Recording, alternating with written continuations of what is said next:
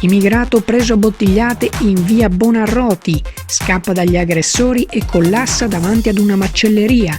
Ricoverato in ospedale, scappa. Durante la registrazione del servizio la nostra troupe subisce intimidazioni.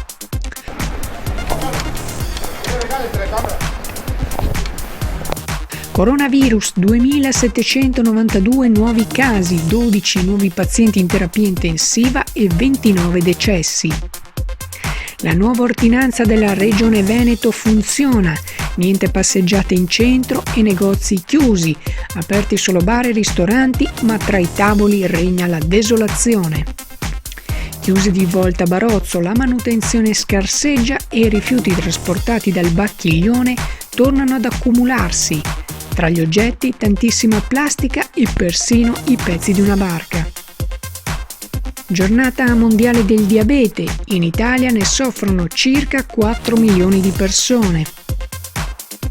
Via Sant'Orsola Vecchia, la strada che costeggia l'interporto ferroviario, meta fissa per l'abbandono dei rifiuti, dai mobili agli elettrodomestici e persino i materiali pericolosi come l'amianto.